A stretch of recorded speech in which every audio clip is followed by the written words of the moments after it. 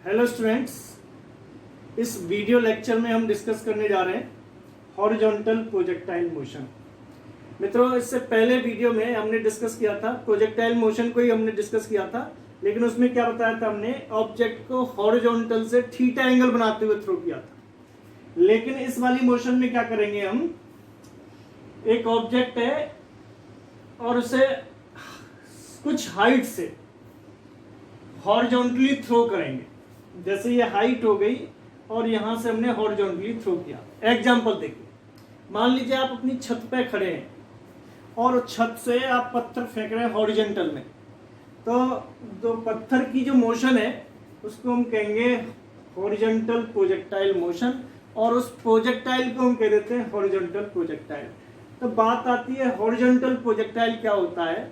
अगर मैं किसी ऑब्जेक्ट को कुछ हाइट से हॉरिजॉन्टली थ्रो करूं, जैसे ये हाइट हो गई और ऐसे ऐसे थ्रो करूं, तो हम कहेंगे हॉरिजॉन्टल प्रोजेक्टाइल। बात समझ में आ रही है? Means if an object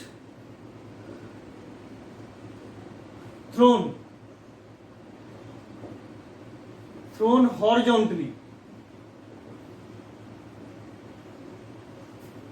from a height, then object is called horizontal projectile। उस ऑब्जेक्ट को हम क्या कह देते हैं, हॉरिजॉन्टल प्रोजेक्टाइल कहते हैं, and it's motion is also called projectile motion. बात क्लियर है? तो मैं इसे कंटिन्यू करूं तो इस हॉरिजॉन्टल प्रोजेक्टाइल मोशन में हम 3-4 टॉपिक पढ़ेंगे। पहला, path of the projectile.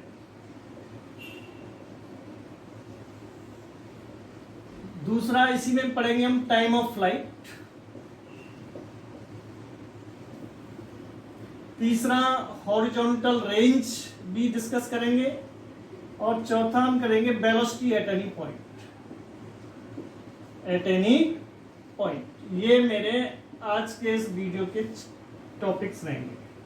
Path of the horizontal projectile, time of flight, horizontal range and velocity at any point. तो एक एक करके हम डिस्कस करते हैं। मित्रों, पहले हम बात कर रहे हैं path of the projectile. First topic is path of the horizontal projectile.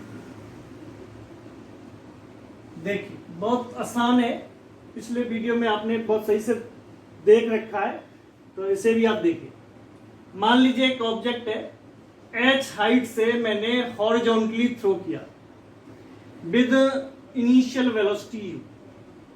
Suppose an object thrown horizontally from a height h with initial velocity u। तो अब आप देखें, वर्टिकल डायरेक्शन में ऑब्जेक्ट की इनिशियल स्पीड कितनी है, 0, u/0, और जो ux है कंटिन्यू कितना है, u रहेगा, और इसमें तो कोई चेंज होता ही नहीं है। v/v कितना हो जाएगा आफ्टर टाइम t, u ही रहेगा। सॉरी, vx कितना रहेगा, u। मींस हॉरिजॉन्टल वेलोसिटी में कोई चेंज नहीं होगा, लेकिन वर्टिकल कंपोनेंट कंटिन्यू चेंज होगा। इनिशियल वेलोसिटी कितनी है, 0।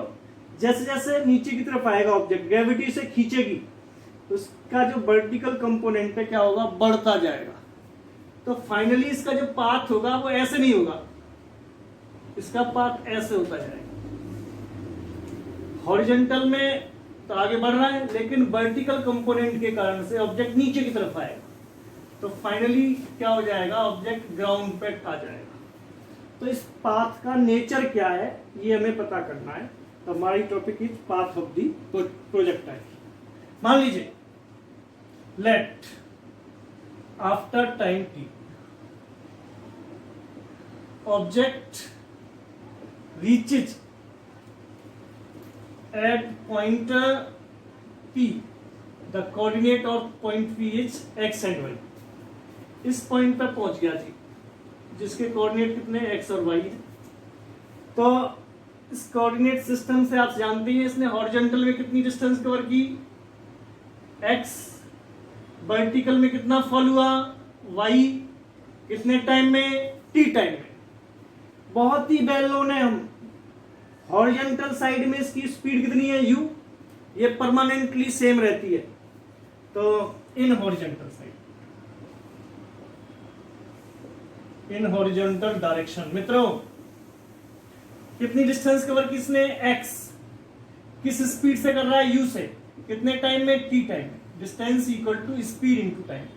तो यहां से t बराबर क्या बन गया, x अपॉन u। ये इक्वेशन बना गया। इन वर्टिकल ध्यान दीजिए, कितना नीचे आया, y। फॉर्मूला क्या होता है, h equal to u t minus, minus नहीं आएगा प्लस आएगा, तो स्पीड बढ़ेगी, प्लस हाफ जी टी स्क्वायर। u कितना है, यू बाई की वैल्यू 0 है, h की वैल्यू क्या है, बाई, t टाइम में y चला है, वैल्यू डाल दीजिए। तो y इक्वल टू हो गया, ये तो 0 हो गया पोर्शन, प्लस हाफ जी टी की वैल्यू हमारे पास कितनी है, x upon U whole square.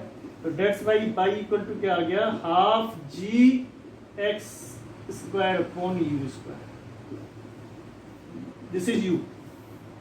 तो इसका मीनिंग क्या हुआ, y is directly proportional to x square. देखिए half constant, G constant, U constant, ये तीनों फिगर क्या है मेरे, कांस्टेंट है। तो y is directly proportional to x square. तो ये किसका इक्वेशन होता है, पैराबोला का। Hence path of the projectile is parabola। Parabolic path होता है। ये बहुत ही इंपॉर्टेंट रिलेशन है, इस पे न्यूमेरिकल वगैरह आते रहते हैं, तो इसको बहुत सही से समझने की जरूरत है। y और x में क्या रिलेशन है, y equal to half ji x square upon g square. बहुत इंपॉर्टेंट है। आगे बढ़ जाए, हटा दें, ठीक। सेकंड पॉइंट, हम बात करेंगे time of flight. Time of flight, time of flight से क्या सेंस है मेरा, यहां से मैंने ऑब्जेक्ट थ्रो किया इनिशियल पॉइंट फाइनल तक, यहां पे इनिशियल से फाइनल पोजीशन तक आने में कितना समय लगा, उसे हम क्या कहते हैं, टाइम ऑफ फ्लाइट। तो कितना फॉल हो रहा है, h। वर्टिकल में कितना चला, h। तो टाइम ऑफ फ्लाइट निकालने के लिए हमें, हमारे पास फॉर्मूला है h इक्वल टू क्या है, यू टी प्लस हाफ जी टी स्क्वायर। ये बात देखिए, u कौन सा, u बाई। वर्टिकल डायरेक्शन में वेलोसिटी कितनी है, इनिशियल 0, h की वैल्यू कितनी ले रहा हूं मैं, h 0 into T plus half G, और मान लीजिए टाइम ऑफ फ्लाइट की वैल्यू t है, तो t बराबर आ गया टी स्क्वायर इक्वल टू आ गया 2h अपॉन जी।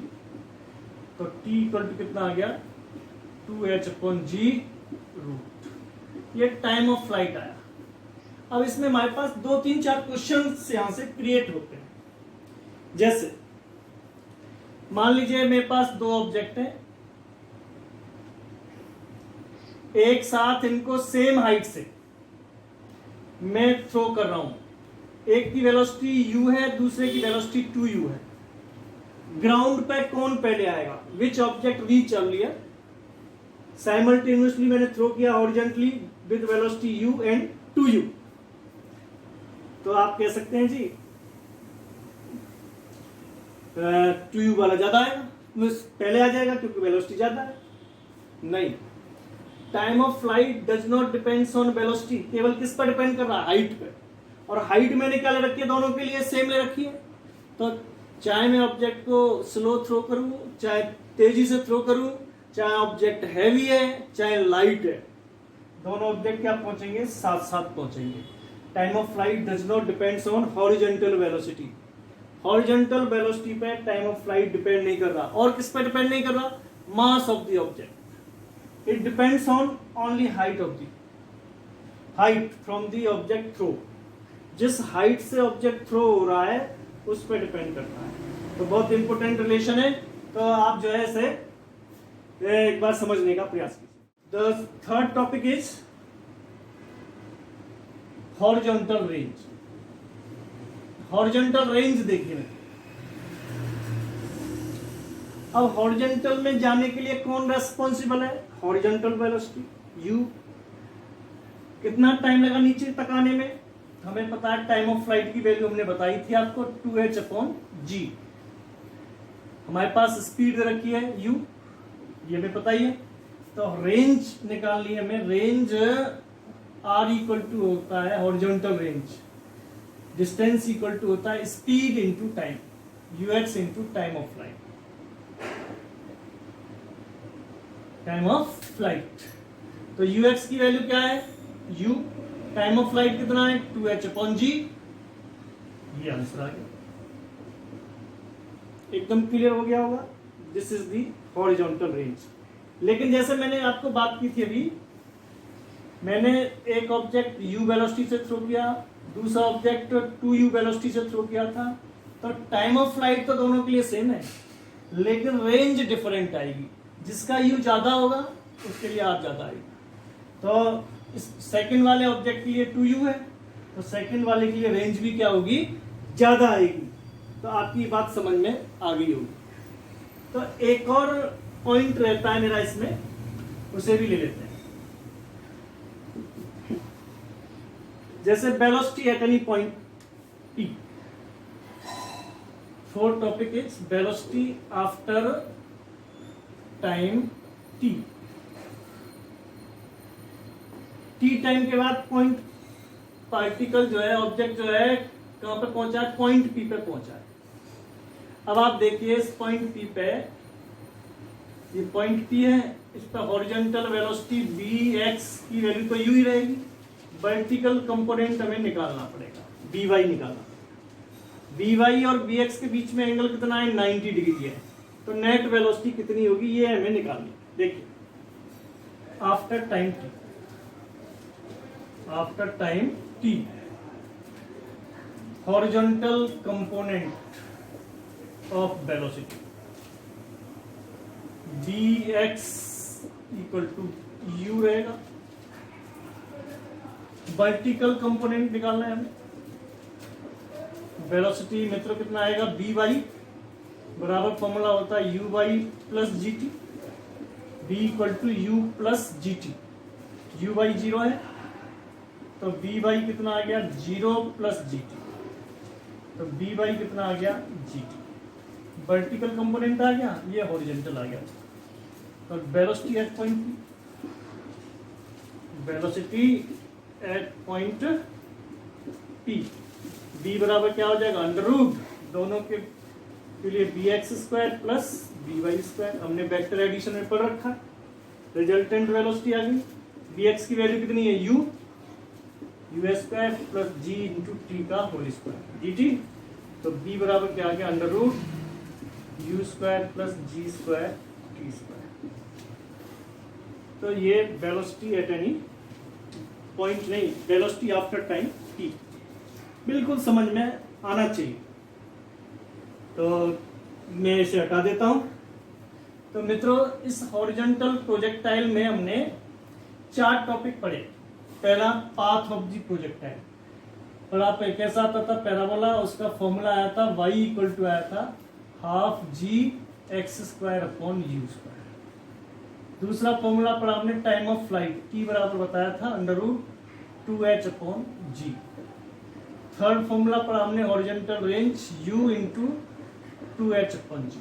और फोर्थ फॉर्मूला हमने पढ़ा है वेलोसिटी, v इक्वल टू होता है under root u² plus g² t²।